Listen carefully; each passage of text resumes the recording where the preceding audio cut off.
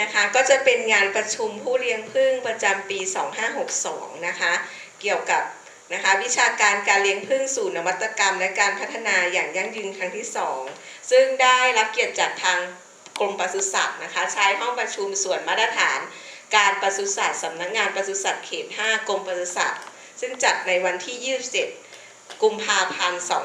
2562 ซึ่งเนื้อหาในวันนี้นะคะก็จะมีหลายเนื้อหาด้วยกันนะคะแต่ก็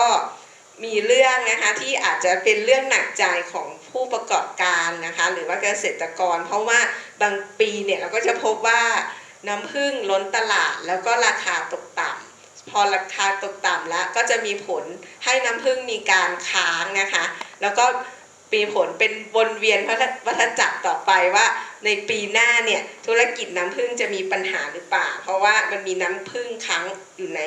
ตลาดค่อนข้างที่จะเยอะนะคะส่วนวันนี้นะคะ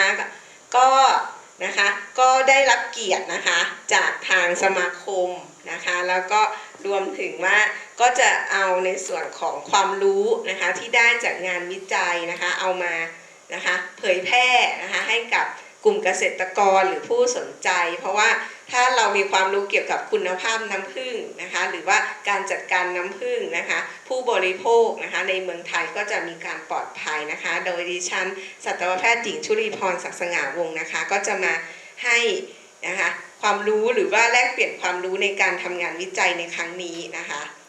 โดยที่จะพูดถึงงานวิจัยประมาณ9เรื่องนะคะแล้วก็พูดถึงผลิตภัณฑ์นะคะในการที่เราได้จากน้ำผึ้งเพราะว่าถ้าเราขายแต่น้ำผึ้งเนี่ยเราก็อาจจะได้ในส่วนของราคานะคะระดับหนึ่งแต่ถ้าเราเอาไปแปรรูปทำผลิตภัณฑ์ต่างๆนะคะเราก็จะได้ในส่วนที่เกินขึ้นมานะคะกำไรที่เกินแล้วก็รวมถึงว่าเวลาเราไปออกงานเราก็จะมีสินค้าหลากหลายนะคะผู้บริโภคก็จะมีทางเลือกในการซื้อสินค้าในผลิตภัณฑ์ของเรามากขึ้นนะคะซึ่งวันนี้ก็จะมาพูดในส่วนของแยมน้ำผึ้งแล้วก็สบู่ใสในน้ำผึ้งนะคะ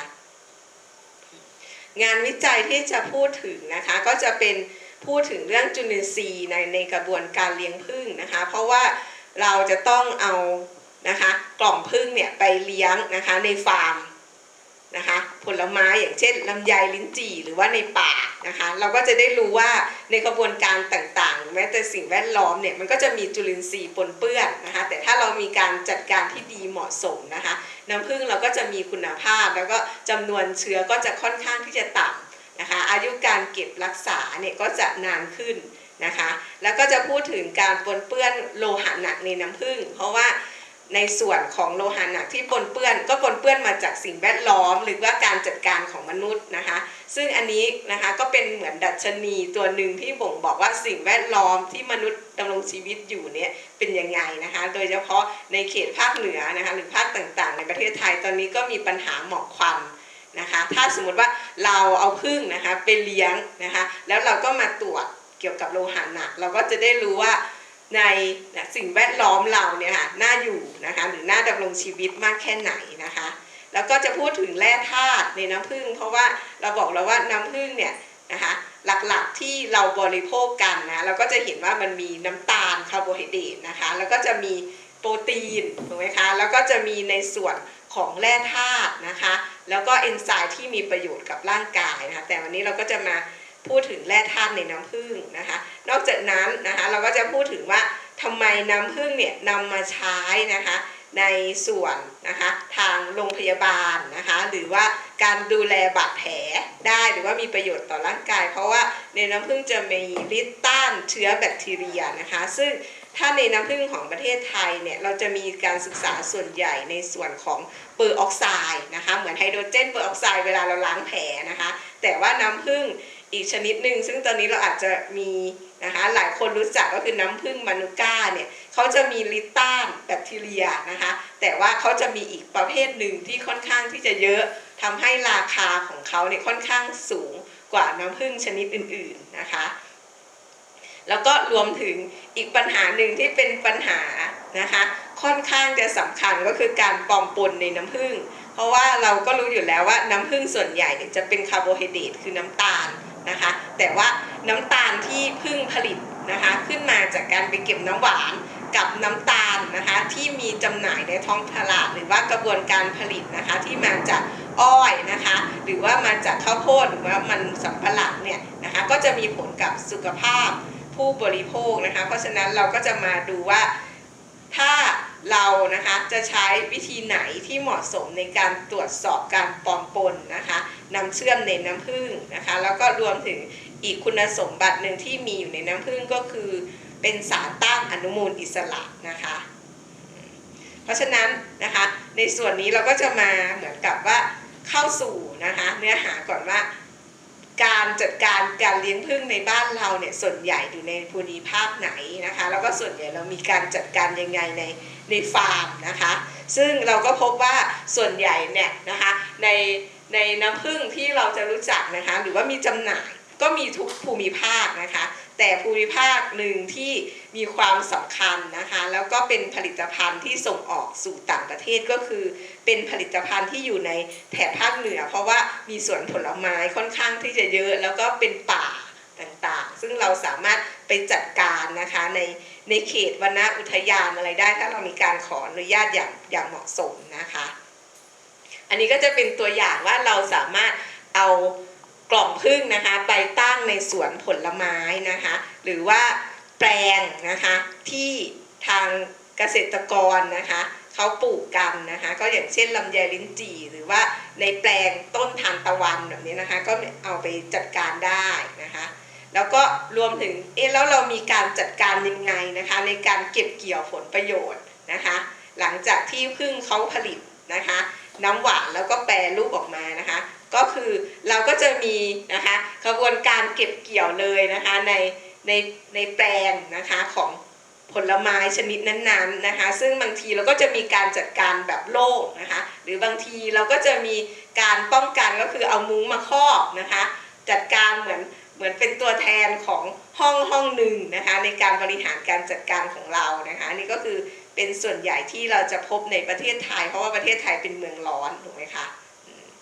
แล้วในส่วนของมาตรฐานนะคะการผลิตในประเทศไทยเนี่ยเราก็จะมีอยู่ด้วยกันนะคะหลายมาตรฐานด้วยกันนะคะอย่างเช่นนะคะของสำนักงานมาตรฐานสินค้าเกษตรและอาหารแห่งชาติเนี่ยเขาก็จะให้ความสำคัญเกี่ยวกับมาตรฐานน้ำผึ้งเลยนะคะหรือมาตรฐานในส่วนของผึ้งอินทรีย์นะคะแล้วก็ในส่วนของมาตรฐานฟาร์มผึ้งนะคะแล้วก็ในส่วนข้อปฏิบัติการควบคุมการใช้ยาสัตว์นะคะเพราะว่าเราพบว่าบางทีผึ้งก็เหมือนสัตว์ชนิดอื่นๆก็ต้องมีการเกิดโรคนะคะแล้วก็ต้องมีการจัดการทั้งในส่วนของจุลินทรีย์นะคะไรนะคะหรือแมลงนะคะสัตว์ที่รำคาญต่างๆในผึ้งนั่นเองนะคะแล้วก็จะมีการจัดการเพราะฉะนั้นมันก็ต้องมีการร่วมมือนะคะทั้งในส่วนของกรมปศุสัตว์กระทรวงสาธารณสุขนะคะกรมส่งเสริมการเกษตรนะคะในส่วนนี้ถึงจะประสบผลสำเร็จนะคะโดยที่นิยามของมาตรฐานสินค้าการเกษตรนะคะเขาก็ระบุเอาไว้ว่าน้ำผึ้งต้องเป็นของเหลวรสหวานนะคะซึ่งเน้นเลยว่าผึ้งต้องเป็นผู้ผลิตเองนะคะซึ่งต้องเก็บเกี่ยวจากดอกไม้เพราะฉะนั้นการที่เราเอาน้ำเชื่อมหรือไซรัปมาผสมนะคะก็ถือว่าผิดแล้วนะคะไม่สามารถที่จะใช้คำว่าน้ำเชื่อมได้เพราะว่าเขาเน้นเลยว่าต้องผ่านขั้นตอนตามธรรมชาติของน้ำผึ้งนะคะแล้วก็ต้องมีลักษณะนะคะเหนียวหนืดข้นมีสีเหลืองอ่อนหรือว่าสีน้ำตาลนะนอกจากนั้นนะคะก็มีข้อกำหนดเลยว่าต้องไม่พบเชื้อจุลินทรีย์คือซาโมเนลล่าไม่พบเชื้อสแตปออเรียสนะคะแล้วก็ในส่วนของยีสต์และรานะคะก็ไม่เกิน10 โคโลนีต่อน้ำผึ้ง1 กรัมนะคะซึ่งโดยมาตรฐานตอนนี้ของประเทศไทยเราจะไม่มีการกำหนดเรื่องเชื้อจุลินทรีย์นะคะเพราะว่าเชื้อจุลินทรีย์เนี่ยถ้าเรามีการควบคุมก็หมายถึงว่าคุณภาพในน้ำผึ้งก็จะดีขึ้นนะคะในส่วนนี้แล้วก็ในส่วนอีกเรื่องหนึ่งก็คือการวิเคราะห์นะคะน้ำตาลชนิดต่างๆนะคะซึ่งเราก็บอกว่าน้ำตาลชนิดต่างๆเนี่ยในน้ำผึ้งนะคะโดยหลักก็จะประกอบด้วยฟรุกโตสนะคะรองมาก็เป็นกลูโคสนะคะแล้วก็อาจจะมีซูโคสบ้างนะคะในกระบวนการจัดการนะคะแต่ทั้งนี้นะคะก็ต้องไม่เกิน 5% นะคะซึ่งแต่ปัญหาอย่างหนึ่งก็คือเครื่องมือนะคะหรือว่าเทคนิคที่ใช้เนี่ยค่อนข้างจะมี ราคาค่อนข้างจะสูงแล้วก็ในกระบวนการทำเนี่ยมันก็จะมีสารเคมีนะคะซึ่งจะตกค้างกับสิ่งแวดล้อมต่างๆเช่นกันนะคะนอกจากนั้นนะคะเราก็จะมีการตรวจสอบนะคะของโลหะหนักซึ่งเราก็จะมีการระบุเพียงว่าสารหนูกับตะกั่วนะคะซึ่งก็เป็นปริมาณสูงสุดที่เราสามารถที่จะพบได้เหมือนในน้ำผึ้ง1 กิโลนะคะซึ่งเราก็จะมีการกำหนดเอาไว้แล้วก็ที่สำคัญเหมือนกับที่บอกว่าที่เราตรวจสอบกันเนี่ยนะคะเราก็ให้แค่ว่าเป็นน้ำตาลซูโคสไม่เกิน 5% ของน้ำหนักนะคะเราไม่ได้ระบุว่าเป็นน้ำตาลชนิดอื่นๆนะคะนอกจากนั้นนะคะเนื่องจากว่ามันมีปัญหาเรื่องการปลอมปนน้ำตาลค่อนข้างที่จะเยอะนะคะเทคโนโลยีการที่เราใช้เทคนิค HPLC เนี่ยอาจจะไม่เหมาะสมนะคะเราก็จะมีการตรวจสอบนะคะตามมาตรฐานโคเด็กเนี่ยค่ะเหมือนหน่วยงานที่ดูแลความปลอดภัยของอาหารระดับนานาชาติเนี่ยค่ะเขาก็บอกว่าจะต้องมีการตรวจนะคะเพื่อหาคาร์บอนไอโซโทปเรโชนะคะซึ่งอันนี้ยิ่งมีค่าใช้จ่ายค่อนข้างที่จะสูงนะคะแล้วก็ในประเทศไทยเนี่ยก็คือไม่ค่อยมีหน่วยงานที่จะตรวจสอบยืนยันส่วนใหญ่ก็จะส่งออกในกรณีที่เราต้องการส่งออกผลิตภัณฑ์น้ำผึ้งในต่างประเทศเราก็ต้องไปตรวจสอบในต่างประเทศแบบนี้ค่ะซึ่งค่าใช้จ่ายก็จะยิ่งสูงมากขึ้นนะคะแล้วก็ในส่วนของภาชนะบรรจุแบบนี้ค่ะก็ต้องมีความปลอดภัยกับผู้บริโภคหรือณปัจจุบันเราสามารถเขียนนะคะที่ข้างฉลากได้เลยว่าเราเป็นน้ำผึ้งชนิดอะไรเป็นน้ำผึ้งลำไยเป็นน้ำผึ้งลิ้นจี่นะคะน้ำผึ้งสาบเสือก็หมายความว่าเราก็จะต้องมีกระบวนการเอาผึ้งไปเก็บเกี่ยวนะคะในแหล่งผลิตนะคะหรือว่าสวนผลไม้นะคะหรือในป่าหรือว่าในอุทยานนะคะรวมถึงว่าก็ต้องมีเขียนวันผลิตวันหมดอายุรุ่นนะคะแล้วก็ข้อแนะนำว่าเราจะต้องมีกระบวนการเก็บยังไงเห็นไหมคะที่อันนี้เขาใช้คำว่าเช่นนะคะอย่างเช่นหลีกเลี่ยงแสงแดดและความร้อนนะคะเพราะฉะนั้นผู้บริโภคเนี่ยค่ะบางคนก็สามารถที่จะเก็บน้ำผึ้งไว้ในตู้เย็นก็ได้เพราะว่ามันไม่ได้มีการบอกนะคะเพียงแค่ว่าอย่าให้ถูกแสงแดดและความร้อนนะคะก่อนการบริโภคนอกจากนั้นนะคะก็จะมีเกี่ยวกับโรคระบาดนะคะในน้ำผึ้งเนี่ยค่อนข้างจะมีเยอะหลายโรคด้วยกันนะคะแต่โรคที่คล้ายๆกับว่าต้องพึงระวังนะคะแล้วก็น่าสนใจก็คือโ